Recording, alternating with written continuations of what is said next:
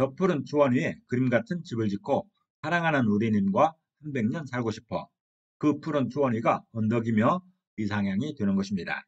반갑습니다. 셋단자 583강입니다. 오늘은 언덕 육자와 관련된 5개 한자를 셋단자로 해석해 보겠습니다. 먼저 중심자로 사용될 언덕 육자입니다. 언덕 육자는 언덕을 의미하지요. 언덕이라는 것은 땅이 비탈지고 조금 높은 곳을 말하고 있습니다. 이 언덕 육자는 흑토자와 여덟팔자와 흑토자로 구성되었습니다. 그 중에 흑토자는 흙을 말하며 땅을 말하는 것이죠. 여덟팔자는 숫자 8을 의미하는 것인데 사방팔방이라 하듯이 여러 방향을 의미하고 있습니다.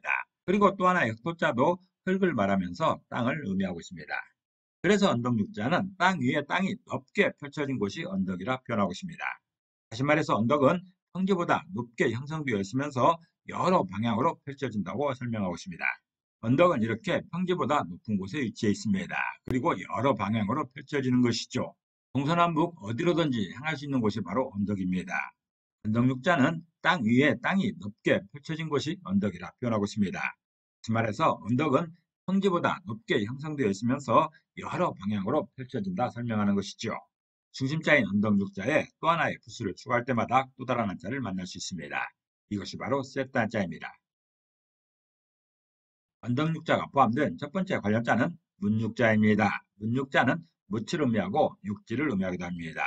묻지라는 것은 지구의 표면에서 바다를 뺀 나머지 부분을 말하는 것이죠. 이 문육자는 언덕 부자와 언덕 육자로 구성되었습니다. 그 중에 언덕 부자는 붓으로만 사용하는 글자인 것인데 언덕을 의미하고 있습니다. 그리고 언덕 육자도 언덕을 의미합니다. 땅 위에 땅을 말하는 것이죠. 그래서 문육자는 언덕처럼 땅 위에 땅이 묻지라 표현하고 있습니다. 다시 말해서 묻은 바다보다 높은 땅 위에 모든 땅을 말하고 있습니다. 그래서 언덕이나 산의 높이를 잴 때 바다 높이를 기준하는 것이죠. 바다보다 높은 모든 땅이 묻힌 것입니다. 이렇게 바다 표면보다 높은 모든 땅을 묻히라 합니다. 바다 높이와 거의 비슷한 땅도 있고 그보다 훨씬 높은 땅도 있는 것이죠. 이 모든 땅을 묻히라 합니다. 문육자는 언덕처럼 땅 위에 땅이 묻히라 표현하고 있습니다. 다시 말해서 묻은 바다보다 높은 땅 위의 모든 땅을 설명하고 있습니다. 사용단어를 보면 육지행선이라는 말이 있습니다. 육지행선은 육지에서 배를 저리한다는 뜻으로서 되지도 않을 일을 억지로 하고자 함을 비유하는 말입니다. 그리고 육군이나 대륙이라 할 때도 문육자가 사용되고 있습니다.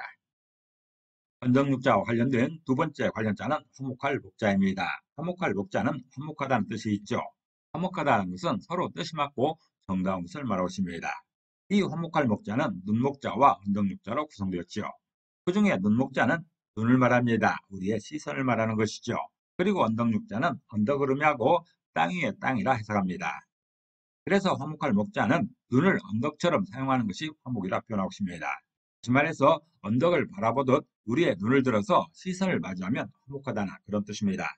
사람들이 서로 정답게 지내려면 말하는 방법도 중요하지만 시선의 방향도 중요합니다. 눈을 너무 높이 치켜 세운다든가 땅으로 내려깔면 그 시선의 방법은 좋지 않은 것이죠. 언덕을 바라보는 정도의 눈을 들어 시선을 마주하면 서로 간에 화목할 수 있는 근거가 됩니다. 화목할 목자는 눈을 언덕처럼 하는 게 화목이라 표현하고 있습니다. 언덕을 바라보듯이 눈을 들어서 시선을 마주하면 화목하다는 그런 설명인 것이죠. 시선을 어느 정도 둬야 되는가 기준을 말하는 것입니다. 사람과 서로 화목하게 지내려면 시선을 어느 정도 둬야 되는가를 말하는 것이죠. 사용 단어를 보면 화목제가 있습니다. 화목제는 구약시대에 하나님과의 관계를 화목하게 하려고 동물을 제물로 바치던 제사를 말하고 있습니다. 그리고 친목이라고 할 때나 돈목이라고 할 때도 화목할 목자가 사용되고 있습니다. 언덕육자가 사용된 세 번째 관련자는 더울열자입니다. 더울열자는 덥다는 뜻이 있죠.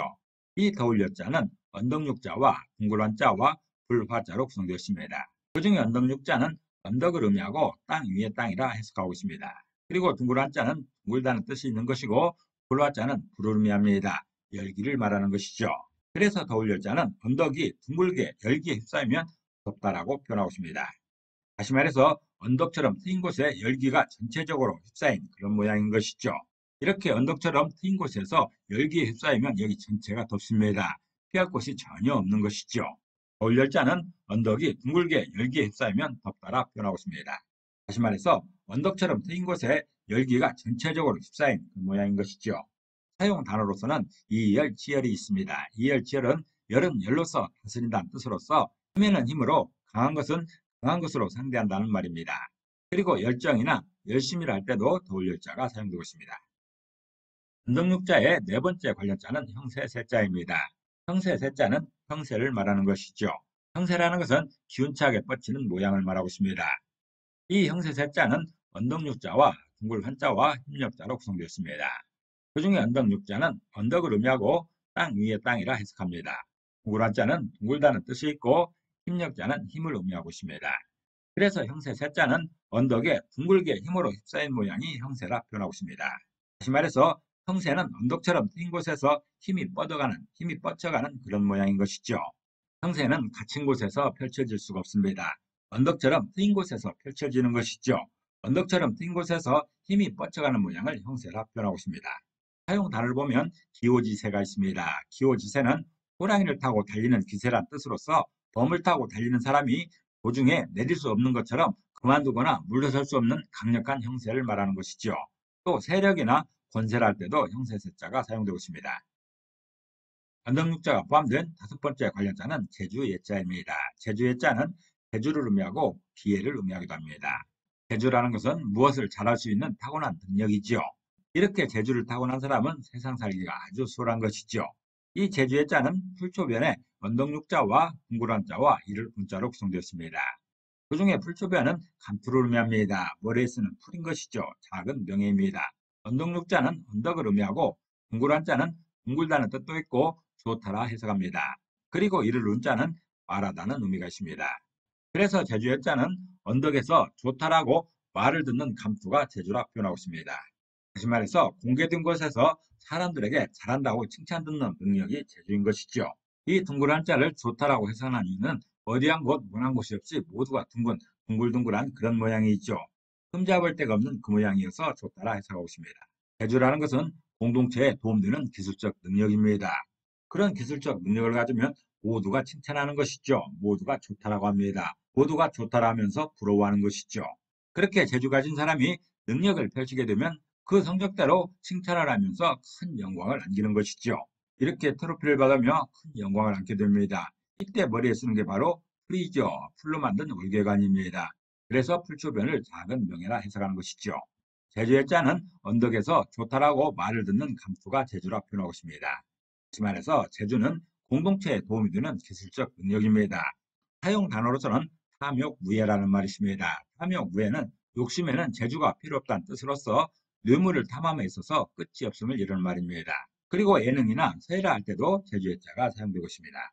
오늘은 세트 한자 583강으로서 언덕육자와 관련된 5개 한자를 세트 한자로 해석해 봤습니다.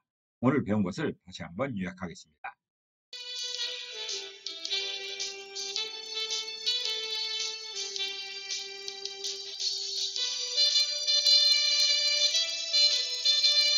오늘도 평안을 기도합니다. 감사합니다.